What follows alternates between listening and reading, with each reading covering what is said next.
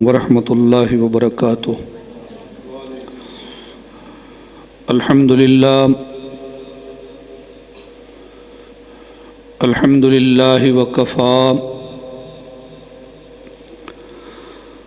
وسلام علی عبادہ الذین اصطفیٰ۔ قد قال اللہ تبارک وتعالی فی کلامہ المجید: اعوذ باللہ من الشیطان الرجیم۔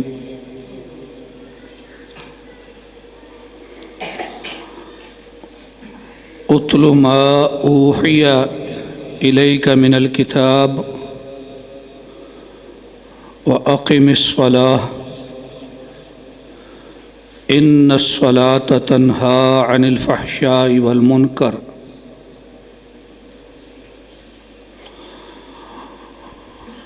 وقال النبی صلی اللہ تبارک وتعالی علیہ وآلہ وسلم: طوبی للألسنہ تکلموا بہ۔ صدق اللہ العظیم وصدق رسولہ النبی الکریم۔ سب تعریف، حمد و ثنا اللہ رب العالمین احکم الحاکمین کے لیے، جو ساری کائنات کا خالق، مالک، رازق اور تنہا اس کائنات میں متصرف اور مختار ہے۔ اللہ تعالیٰ کی ذات ہمیشہ سے ہے، اس نے ہمیشہ تک رہنا ہے، نہ اس کی کوئی ابتدا ہے نہ اس کی کوئی انتہا ہے۔ ہر چیز کو فنا ہے، صرف اللہ کی ذات کو بقا ہے۔ درود شریف اللہ تعالیٰ کے سب نبیوں رسولوں پر، بالخصوص نبی آخر الزمان امام الانبیاء حضرت محمد مصطفیٰ صلی اللہ تبارک و تعالی علیہ وآلہ وسلم کی ذات گرامی پر، کہ آپ کی آمد سے ہی انسانوں کو انسانیت کا سبق ملا، جو سبق وہ مدتوں سے فراموش کر بیٹھے تھے۔ بھائی بھائی کا دشمن، رشتوں ناتوں کا احترام مٹ چکا، صحیح عقیدہ، اخلاق اور کردار ختم ہو گیا، رب کی پہچان سے لوگ بیگانے ہو گئے۔ ایسے حالات میں آپ تشریف لائے اور انسانوں کو اعلیٰ تعلیمات عطا فرمائی۔ اللہ تبارک و تعالیٰ کی طرف سے رضوان کا نزول صحابہ اکرام رضوان اللہ علیہ مجمعین پر، جنہوں نے اسلام اور پیغمبر اسلام علیہ السلام کی خدمت کے لیے اپنا تن من دھن نچھاور کر دیا، اور اللہ کی طرف سے رحمتوں برکتوں کا نزول علماء کرام، ائمہ حدیث، قرائے کرام، فقہائے عظام پر، کہ جنہوں نے اپنی زندگیوں کو قال اللہ وقال الرسول کی ترویج و اشاعت کے لیے وقف کر دیا۔ حضرات گرامی، آپ کے اس مدرسہ معہد القراءات کی یہ سالانہ تقریب، سالانہ جلسہ، جس میں پہلے بھی متعدد مرتبہ مجھے حاضری کا موقع ملا، آج اس کی ابتدائی گفتگو میرے حصے میں آئی۔ یہاں اس نشست کا عنوان عظمت قرآن رکھا گیا ہے، قرآن کی عظمت۔ قرآن کتاب الہی اللہ کی طرف سے آسمان سے نازل کردہ آخری کتاب، قیامت تک کے لیے باقی رہنے والی رشد و ہدایت والی کتاب۔ اس کتاب کی تدریس اور تحفیظ اس ادارے میں کی جاتی ہے۔ اس کے سربراہ میرے بھائی اور دوست قاری رحمۃ اللہ صاحب اور ناظم یا محتمم قاری ابراہیم صاحب اور دیگر اساتذہ اور طلباء اور معاونین، اللہ تعالیٰ سب کو اپنی طرف سے جزائے خیر عطا فرمائے کہ وہ قرآن کے ساتھ جڑے ہوئے ہیں، وہ کتاب جو کتاب نجات ہے۔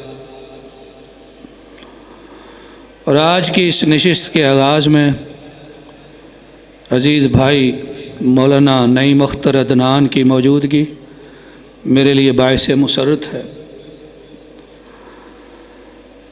آیت مبارکہ جو شروع میں نے تلاوت کی، رب کریم نے فرمایا اتل ما اوحی الیک من الکتاب، اے میرے پیارے نبی جناب محمد مصطفیٰ صلی اللہ علیہ وسلم، جو کتاب آپ پر وحی فرمائی گئی، نازل فرمائی گئی، اس کتاب کی تلاوت کیجئے۔ لہذا اس کتاب کا سب سے پہلا حق جو ہم پر لازم ہے وہ ہے اس کی تلاوت۔ بنیادی حق اس پر ایمان لانا، ایمان کے بعد اس کی تلاوت۔ ایمان لانا کہ یہ کتاب الہی ہے، یہ نزل بہ الروح الامین، اللہ کی طرف سے یہ کلام لے کے روح امین اترے علی قلبک، آپ کے دل پر۔ اللہ نے فرمایا اے میرے نبی جناب محمد مصطفیٰ صلی اللہ علیہ وسلم، آپ کے دل پر اس کتاب کو ہم نے اتارا۔ کیسا اس کتاب کا اعجاز ہے اور اس کی شان ہے۔ یہ کتاب دل پر اتاری گئی اور قرآن نے فرمایا انا نحن نزلنا الذکر وانا لہ لحافظون، ہم ہی نے اس ذکر کو نازل کیا ہے اور ہم ہی اس کی حفاظت کرنے والے ہیں۔ حفاظت کے لیے اللہ نے وہی مقام مقرر فرما دیا جس پر اسے پہلے نازل کیا تھا، انسان کا دل۔ سب سے پہلے اس کا نزول اس کائنات میں اللہ کریم کے بعد سب سے اعلیٰ ہستی جناب محمد مصطفیٰ صلی اللہ علیہ وسلم کے قلب اطہر پر ہو۔ انسانوں کے دل اس کو اٹھاتے ہیں، اس کو محفوظ کرتے ہیں، اس کو حفظ کرتے ہیں۔ آج ہمارے بعض اداروں میں، یہ گزشتہ دنوں ہمارے مرکز البیت العتیق میں بھی ہوا، بعض اداروں میں بعض بچے ماشاءاللہ اتنا پیارا یاد کرتے ہیں کہ ایک نشست میں ایک دن انہیں مجلس میں لوگوں کے سامنے کھڑا کیا جاتا ہے اور چند گھنٹوں میں شروع سے آخر تک پورا قرآن پاک سنا دیتے ہیں۔ علی قلبک، دل پہ اتارا ہے۔ یہ ایسا سٹور ہے، محفوظ کرنے کی ایسی جگہ ہے جہاں سے نہ کوئی نکال سکتا ہے، نہ ضائع کر سکتا ہے، نہ چوری کر سکتا ہے۔ اللہ نے اس کی حفاظت کا ذمہ لیا، یہ قرآن کا اعجاز ہے۔ اس کے علاوہ آپ کوئی بھی کتاب لے لیں، چاہے وہ شریعت کی کتاب ہو، حدیث شریف کی ہو، یا کسی اور علم کی کتاب ہو، آپ اس کو شروع سے آخر تک زبانی یاد کرنا چاہیں، چاہے چھوٹی ہو، وہ صحیح طرح یاد نہیں ہوتی۔ اس کو آپ پورا یاد کرنا چاہیں، شروع سے آخر تک یاد نہیں ہوتی، چاہے اس سے چھوٹی ہو، آسان ہو، اپنی زبان میں ہو، پھر بھی یاد نہیں ہوتی۔ کیوں یاد نہیں ہوتی؟ اس لیے کہ اس کتاب کے ساتھ اللہ کی خاص برکت ہے، اللہ نے اسے خاص شان بخشی ہے، اس لیے یہ یاد ہو جاتی ہے، اسے یاد کر لیا جاتا ہے۔ بیان کیا جاتا ہے کہ جب ہم متحدہ ہندوستان میں تھے، سارے علاقے میں انگریزوں کی حکومت تھی، تو کسی انگریز افسر نے اپنے علاقے میں یہ فرمان جاری کیا کہ یہاں سے سارے قرآن ختم کر دو۔ مسلمانوں کی مسجدوں سے، گھروں سے سارے قرآن اکٹھے کر کے نعوذ باللہ اس نے جلانے کا حکم دے دیا۔ سارے اٹھا لیے گئے۔ اس کا گزر ہوا کسی مسجد کے پاس سے، وہاں ایک بچہ تھا جو آنکھوں سے نبینا تھا، اور وہ قرآن پاک پڑھ رہا تھا زبانی۔ اس نے اس سے پوچھا کہ تمہیں یہ قرآن زبانی کتنا آتا ہے؟ اس نے کہا جی سارا ہی آتا ہے، میں جب چاہوں سارا سنا سکتا ہوں۔ تو کہتے ہیں وہ بڑا پشیمان ہوا، اور اس نے اپنے آپ کو ملامت کر کے کہا کہ قرآن کے کاغذ، قرآن کے نسخے، اس کے مصاحف کو تو تم ختم کر سکتے ہو، ضائع کر سکتے ہو، لیکن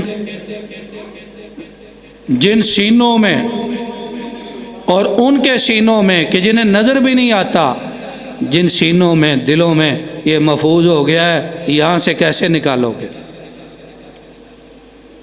اِنَّا نَحْنُ نَزَّلْنَا الذِّكْرَ وَإِنَّا لَهُ لَحَافِظُونَ، ہم ہی نے نازل کیا اور ہم ہی اس کی حفاظت کرنے والے ہیں۔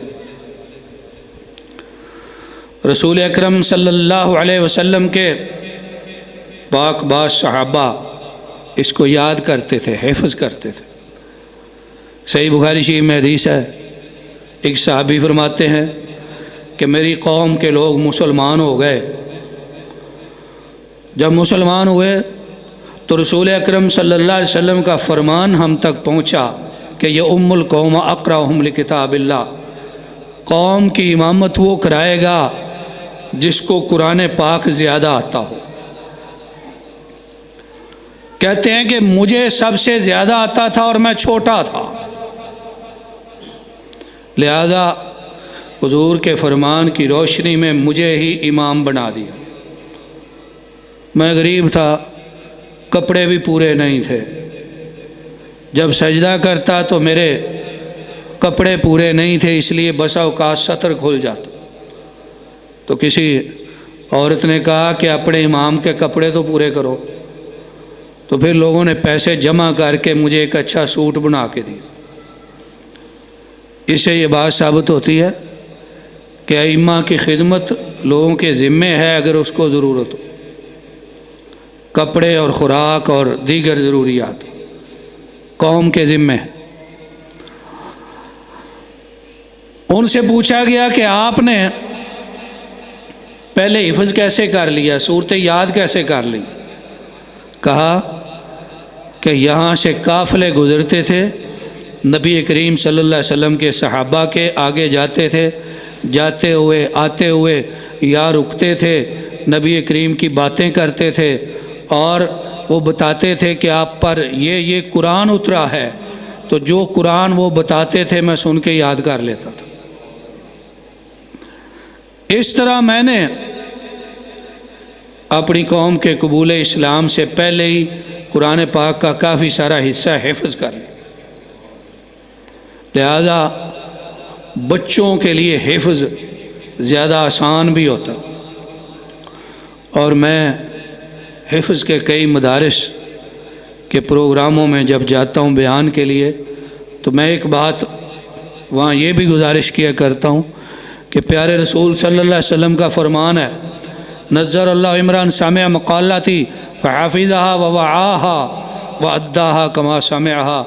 جناب نے ارشاد فرمایا اللہ اس شخص کے ذہن کو ہمیشہ تر و تازہ رکھے، اس کا حافظہ مضبوط رکھے، جس نے میری ایک حدیث شریف کو سنا، اسے زبانی یاد کر لیا اور پھر اسے لوگوں تک پہنچا دیا۔ گویا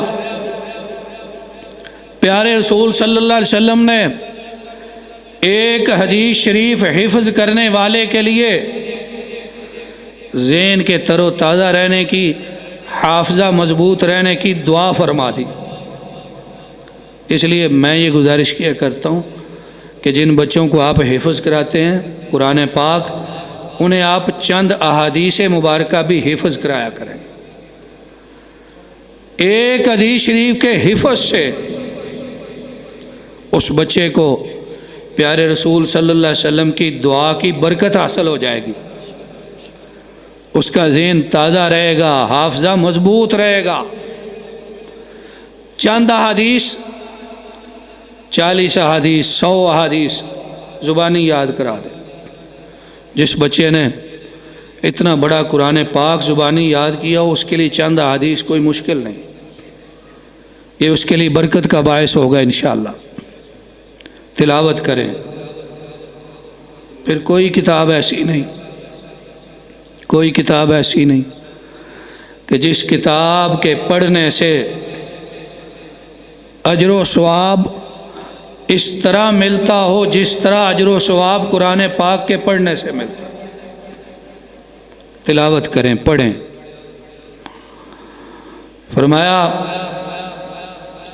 من قرأ حرفا من القرآن، جو بندہ، حدیث شریف میں حضور نے ارشاد فرمایا جو بندہ قرآن پاک کا ایک حرف پڑھتا ہے اللہ اسے 10 نیکیاں عطا فرماتا ہے۔ پھر آپ نے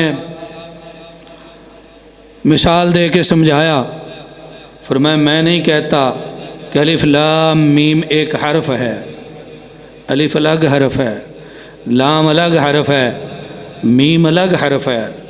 گویا الف لام میم پڑھنے والا 30 نیکیوں کا حقدار بن جاتا ہے۔ ایسی کتاب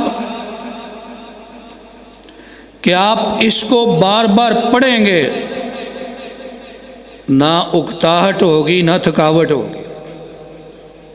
تجربہ کر لیں، کوئی کتاب آپ کو اچھی لگے، پیاری لگے، لا کے گھر رکھ لیں، اپنے تکیے کے پاس رکھ لیں، چارپائی پہ بیٹھے ہوئے، لیٹے ہوئے، جیسے آپ کا جی چاہے پڑھیں۔ آپ کو پسند ہے، ایک دفعہ تو آپ اس کو پورا پڑھ جائیں گے، دوسری دفعہ آپ کا جی نہیں چاہے گا، اگر آپ چاہیں گے تو کہیں کہیں سے دیکھ لیں گے، تیسری دفعہ جب آپ ہاتھ لگائیں گے تو بالکل جی نہیں چاہے گا، آپ کہیں گے اس کو الماری میں رکھ دیں، میں نے پہلے پڑھی ہوئی ہے۔ لیکن قرآن پاک ایسی پیاری کتاب ہے، جتنی دفعہ آپ پڑھیں گے نہ اکتاہٹ ہوگی نہ تھکاوٹ ہوگی، آپ خوشی محسوس کریں گے، لذت محسوس کریں گے، اور ہر دفعہ نئی حلاوت اور دل کی خوشی اور مٹھاس حاصل ہوگی۔ یہ اس کتاب کی عظمت ہے۔ اتل ما اوحی الیک من الکتاب، اس کتاب کے پڑھنے سے جہاں اجر و ثواب ملتا ہے، جہاں اللہ کی رضامندی ہوتی ہے، جہاں نیکیاں حاصل ہوتی ہیں، جہاں درجات بلند ہوتے ہیں، جہاں گناہ معاف ہوتے ہیں، وہاں اس کتاب کے پڑھنے سے اللہ کی طرف سے خاص رحمت اور سکینت اترتی ہے۔ صحیح بخاری شریف میں حدیث ہے، صحابی حضرت اسید بن حضیر رضی اللہ تعالیٰ عنہ فرماتے ہیں، میں ایک رات قرآن پڑھ رہا تھا، قریب میرا ایک گھوڑا بندھا ہوا تھا، اور اس کے پاس ہی میرا بیٹا یحییٰ سویا ہوا تھا، چھوٹا بچہ۔ میں قرآن پڑھ رہا تھا، سورہ کہف پڑھ رہا تھا۔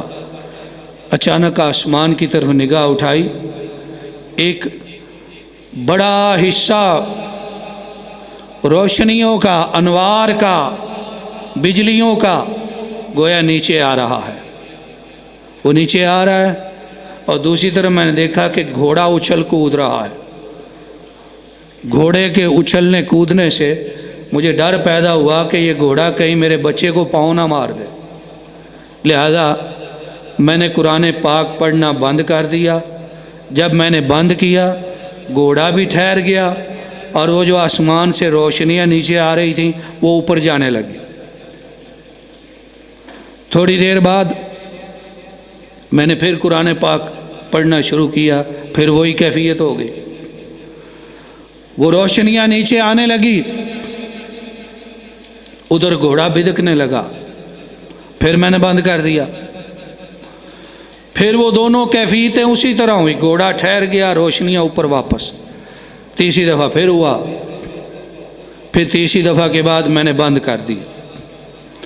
صبح رسول اکرم نبی معظم جناب محمد مصطفیٰ صلی اللہ علیہ وسلم کی مجلس مبارک میں گزارش کی، یا رسول اللہ صلی اللہ علیہ وسلم رات یہ ماجرا پیش آیا۔ فرمایا تلک السکینہ تنزلت للقرآن، فرمایا آسمان سے سکینت، اللہ کی رحمت، انوار و تجلیات کی بارش، اللہ کے فرشتے تیرا قرآن سننے کے لیے نیچے آ رہے تھے۔ تلک السکینہ تنزلت للقرآن، یہ سکینت ہے جو تیرا قرآن سننے کے لیے نیچے آ رہی تھی۔ لہذا اس کتاب کا پڑھنا باعث اجر بھی ہے، باعث سعادت بھی ہے، باعث سکینت بھی ہے، باعث رحمت بھی ہے۔ اور آئیے میں آخر میں عرض کروں کہ اس قرآن کا پڑھنا باعث شفاعت بھی ہے۔ جناب نے ارشاد فرمایا سورہ بقرہ اور آل عمران یہ دو صورتیں پڑھا کرو، فرمایا یہ دونوں صورتیں روز قیامت اپنے پڑھنے والوں کے لیے سفارشی بن کے آئیں گے۔ ایک حدیث دوسری حدیث میں فرمایا یہ دونوں صورتیں اپنے پڑھنے والوں کے لیے روز قیامت ایسے سایہ کریں گی جیسے بدلیاں ہوں یا جیسے چھتریاں ہوں۔ تیسری حدیث شریف فرمایا یہ دونوں صورتیں اپنے پڑھنے والے کے لیے، پہلی حدیث میں فرمایا شفاعت کریں گی، سفارش کریں گی۔ تیسری روایت میں فرمایا اپنے پڑھنے والے کے لیے اللہ سے جھگڑا کریں گی۔ اور ایک اور روایت میں فرمایا کہ یہ اپنے پڑھنے والوں کی شفاعت کریں گی، جھگڑا کریں گی، حتیٰ کہ ان کی سفارش قبول ہو جائے گی اور ان کے پڑھنے والے کو بخشش دے دی جائے گی۔ یہ صرف دو صورتوں کی بات۔ ایک صحابی رضی اللہ تعالیٰ عنہ مدینہ منورہ کی ایک اور مسجد میں امامت کراتے تھے۔ نماز میں سورہ فاتحہ کے بعد ایک سورت پڑھتے اور پھر سورہ اخلاص، قل هو اللہ احد۔ لوگوں نے کہا کہ آپ ہر دفعہ ایسے کرتے ہیں، سورہ فاتحہ کے بعد ایک سورت پڑھی پھر سورہ اخلاص، وہ پہلی جو پڑھی ہے کافی نہیں؟ انہوں نے کہا دیکھو میں یہ ایسے ہی پڑھوں گا، اگر تمہیں پسند ہے تو میں تمہاری امامت کراتا ہوں، ورنہ میں امامت چھوڑ دیتا ہوں۔ وہ اپنا یہ معاملہ لے کے رسول اکرم صلی اللہ علیہ وسلم کی مجلس میں گئے۔ آپ نے فرمایا اسے بلاؤ، بلایا گیا۔ فرمایا تم یہ کیوں پڑھتے ہو؟ ہر سورت کے ساتھ سورہ اخلاص قل هو اللہ احد کیوں پڑھتے ہو؟ کہا انی احبھا یا رسول اللہ لأنہا صفۃ الرحمن، یا رسول اللہ صلی اللہ علیہ وسلم مجھے اس سورت سے محبت ہے، میں اس سے پیار کرتا ہوں، میں اس کو پسند کرتا ہوں، اس لیے کہ اس میں رب رحمان کی بڑی صفتیں بیان کی گئی ہیں۔ تو جناب نے جب اس صحابی کی بات سنی تو فرمایا حبک ایہا ادخلک الجنہ، اے میرے پیارے صحابی، یہ سورہ اخلاص کے ساتھ جو تو نے محبت کی ہے، یہ محبت تجھے جنت میں داخل کرے۔ اندازہ فرمائیے، قرآن کا پڑھنا باعث سکینت بھی ہے، باعث اجر و ثواب بھی ہے، نیکیوں کا سبب بھی ہے، گناہوں سے بخشش کا ذریعہ بھی ہے، اللہ کی طرف سے سکینت کے نزول کا باعث بھی ہے، اور قرآن کی صورتیں پڑھنے والوں کے لیے روز قیامت سفارش بھی کریں گی، پڑھنے والوں پر روز قیامت سایہ بھی کریں گی، اپنے پڑھنے والوں کے لیے اللہ سے جھگڑا کر کے بخشش بھی کروائیں گی، اور قرآن کی صورتیں اپنے پڑھنے والوں کو جنت میں داخل کریں گے۔ یہ صرف میں پڑھنے کے حوالے سے، قرآن پڑھنے کے حوالے سے صرف گزارش کر رہا ہوں۔ ابھی اس کا پڑھانا، اس پہ عمل کرنا، اس کا پیغام آگے پہنچانا، یہ الگ موضوعات ہیں۔ صرف پڑھنے کے حوالے سے ابھی چند دلائل باقی ہیں کہ میرا وقت ختم ہو رہا ہے۔ جو وقت مجھے دیا گیا تھا وقت پورا ہو رہا ہے۔ تو قاری ابراہیم صاحب نے ایک بات فرمائی تھی کہ اصل میں ہم چاہتے ہیں کہ اس نشست میں چند منٹ آپ کے ساتھ رکھے جائیں کہ کوئی ساتھی سوال کرنا چاہیں تو وہ سوال کریں اور آپ جواب دے دیں، سوال و جواب کی نشست۔ اور وہ چاہتے تھے کہ یہ عصر کے بعد ہو، لیکن میرے لیے آج مجبوری یہ ہوئی کہ 2-3 دن پہلے اچانک مرکز البیت العتیق لاہور میں آج کی تقریب بخاری شریف رکھ دی گئی عصر کے بعد، اور وہاں بخاری شریف ایک حصہ، ایک جلد میں نے پڑھائی، اس لیے میرا آج وہاں جانا ضروری ہے، لہذا میں چند منٹ پہلے حاضر ہو گیا۔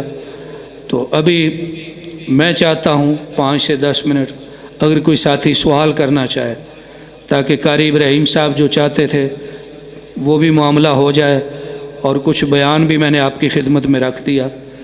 اللہ تعالیٰ سے دعا ہے اللہ تعالیٰ ہمیں قرآن پاک کے ساتھ صحیح محبت اور اس پر عمل کرنے کی توفیق عطا فرمائے، آمین۔ وآخر دعوانا ان الحمدللہ رب العالمین۔ ماشاءاللہ قاری مزمل صاحب بھی آ گئے اور قاری شفیق نور پوری صاحب بھی آ گئے، ماشاءاللہ ان کی تلاوت ہوگی انشاءاللہ۔ دیکھو یہ کو ساتھی کرنا چاہیے۔ جزاکم اللہ۔ کسی بھائی کا، کسی ساتھی کا، کسی قسم کا کوئی سوال ہو تو وہ کھڑا ہو کر اپنا وہ سوال، اپنا وہ مسئلہ بیان کر سکتا ہے، جس کا جواب مولانا اسلم شاہدری صاحب انشاءاللہ آپ کو قرآن و حدیث کی روشنی میں دیں گے۔ کسی قسم کا کوئی بھی مسئلہ ہو۔ شیخ صاحب ایک سوال ہے جی۔ ایک وطر ہمارے ہاں پڑھا جاتا ہے عموماً، ایک حدیث، یہ وطر والی حدیث کس کا راوی کون ہے اور کتنا صحابہ نے اس پر عمل ہے یا ہمیشہ؟ ایک وطر والی جو روایات ہیں، صحابہ کی تعداد یا عمل کتنا ہے یہ تو میرے علم میں نہیں، البتہ یہ ہے کہ یہ تواتر کے ساتھ ثابت ہے، اور جو مسئلہ نبی کریم صلی اللہ علیہ وسلم سے ثابت ہو اس کو آگے نقل کرنے والا چاہے ایک صحابی ہو، اس میں کوئی حرج نہیں، وہ مسئلہ ثابت ہو جاتا ہے اور اس پر عمل کیا جا سکتا ہے۔ کئی صحابہ کرام رضوان اللہ علیہ مجمعین کی عادت تھی کہ وہ ایک رکعت وتر پڑھتے تھے، لہذا ایک رکعت وتر پڑھنا ثابت ہے۔ یہ میرے ذہن میں نہیں جی اس وقت۔ اور کسی سوال کسی موضوع پہ کسی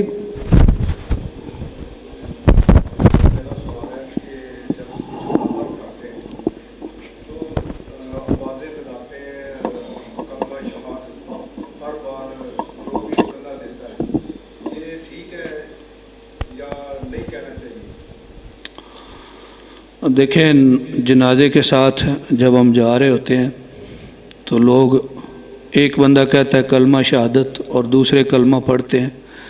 ایسا کرنا سنت سے ثابت نہیں. نبی کریم صلی اللہ علیہ وسلم کے زمانے میں بھی جنازے ہوتے تھے، صحابہ کرام جنازے کے ساتھ جاتے تھے. کلمے کی آواز دینا اور دوسروں کا پڑھنا ثابت نہیں ہے، سنت سے ثابت نہیں.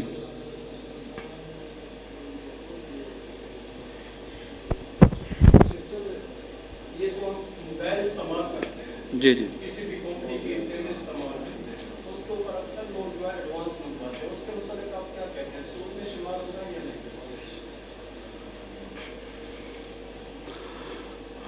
موبائل میں جو پیسے منگوائے جاتے ہیں یا بعض اس میں اکاؤنٹ ہوتے ہیں، تو ان میں جو تھوڑا بہت ان کے ہاں کٹوتی ہوتی ہے وہ خدمات کے عوض میں ہوتی ہے، جنہیں آپ سروسز کہتے ہیں. لہذا خدمات کے عوض میں ان کی طرف سے کٹوتی ہوتی ہے، وہ پیسے لیتے ہیں. تو میں سمجھتا ہوں کہ یہ درست ہے، اس میں کوئی حرج نہیں. خدمات کے عوض میں یہ ہوتا ہے، اس میں کوئی حرج نہیں.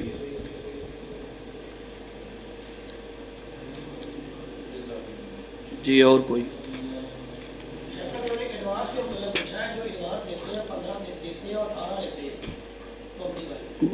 وہی بات میں نے عرض کی ہے کہ اس پہ جو کٹوتی ہوتی ہے وہ خدمات کے عوض میں ہوتی ہے نا، سروسز.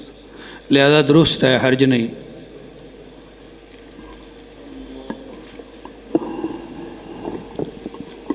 اور کسی بھائی کا ہے سوال؟ جزاکم اللہ. یہ تھے حضرت مولانا